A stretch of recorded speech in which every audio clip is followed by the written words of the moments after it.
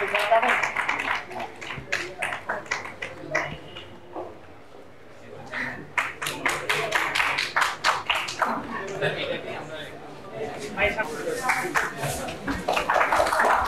দাবি ছিল তাদের বাসা থেকে যে খাবারগুলো আমাদের মায়েরা তৈরি করে দেন সেগুলো যেন আমরা ভালোভাবে সংরক্ষণ করতে পারি।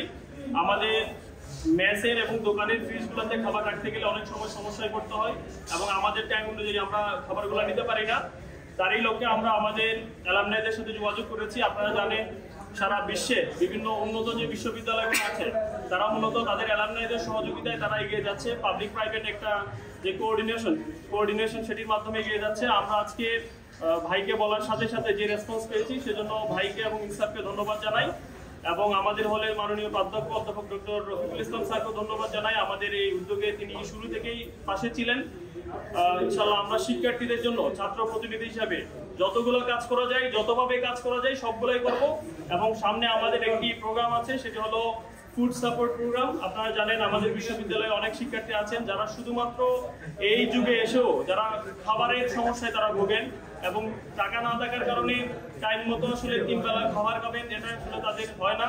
আমাদের সামনে পরিষ্কার হচ্ছে শিক্ষার্থীদের যে স্বার্থ রক্ষা করা, শিক্ষার্থী বান্ধব কাজ করার জন্য যে প্ল্যাটফর্মের অভাবে শিক্ষার্থীরা ভুগছিলেন সেটির অভাব যে পূরণ হতে যাচ্ছে এটি আমরা এই উদ্যোগগুলোর মাধ্যমে দেখতে পাচ্ছি। দীর্ঘদিন ধরে চলা সমস্যাগুলো আমরা ধীরে ধীরে আইডেন্টিফাই করার চেষ্টা করছি। হল সংসদগুলোর সাথে আমরা কথা বলছি এবং কেন্দ্রীয় সংসদের আমরা যারা রয়েছি তারা সেগুলো নিয়ে পরিকল্পনা করছি এবং ঠিক কিভাবে সেটিকে খুব সংক্ষিপ্ত সময়ের ভেতরে বাস্তবায়নযোগ্য করে তোলা যায় সেটি নিয়ে আমরা পরিকল্পনা করছি। এখন যেমন ছোট ছোট কাজগুলো ভিজিবল হচ্ছে, সামনের দিনে যে মৌলিক সমস্যাগুলো রয়েছে বিশ্ববিদ্যালয়ে সেই সমস্যাগুলো নিয়ে আমরা কাজ করব, সেই প্রতিশ্রুতি আমরা এখানে দিয়ে যাচ্ছি। এই যে আমার হলের ছাত্রদের জন্য এই ফ্রিজটি উপহার দেওয়ায় আমি হাবিবুল্লাহ সাহেবকে আমার হলের পক্ষ থেকে, আমার পক্ষ থেকে, ছাত্রদের পক্ষ থেকে ধন্যবাদ জানাচ্ছি। কারণ আপনারা ইতিমধ্যে জেনেছেন যে আমাদের অনেক স্টুডেন্ট যারা বাড়ি থেকে আসে তার মা বোন তাদেরকে খাবার রান্না করে দেয়, হয়তো খাবারটা ঠিকমতো রাখতে পারে না, হয়তো খাবারটা রাখলে 1 সপ্তাহ 10 দিন হয়তো খেতে পারতো, কিন্তু রাখার অভাবে সে খাবারটা হয়তো এতদিন যেতে পারে না, নষ্ট হয়, অথবা সে এই 7 দিন 8 দিন 10 দিন ধরে খেতে পারে না। এই সমস্যাটা হয়তো পুরোপুরি সমাধান হয়েছে আমি বলবো না, তারপরেও শুরু তো হয়েছে, আংশিক তো সমাধান হয়েছে, 50% হয়েছে, 40% হয়েছে, 60% হয়েছে। আমরা শুরু করছি, এতে আলহামদুলিল্লাহ আল্লাহর কাছে শুকরিয়া জানাচ্ছি।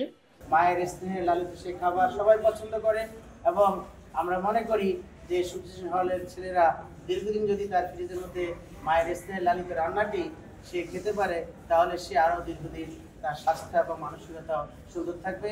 সেই দিক থেকে আমরা খেয়াল করেছি যে সূর্যসেন হলের শৃঙ্খলা ফিরিয়ে আনার জন্য এবং ছাত্রদের লেখাপড়ায় মনোযোগী হওয়ার জন্য এই উদ্যোগটি অত্যন্ত প্রশংসনীয়। সেই জন্য যখন আমাদের ছোট ভাইয়েরা আমাদেরকে বলেছে, আমরা আমাদের মন থেকে নির্দ্বিধায় আমরা এগিয়ে এসেছি। আমরা চাই আমাদের দেশটি এগিয়ে যাক, সোনার বাংলা সোনায় ভরে উঠুক এবং এদেশের মানুষগুলো যাতে করে তাদের নিজেদের প্রাপ্য অধিকারগুলো এই প্রতিষ্ঠান থেকে নিয়ে যেতে পারে, সেটাই আমরা কামনা করি।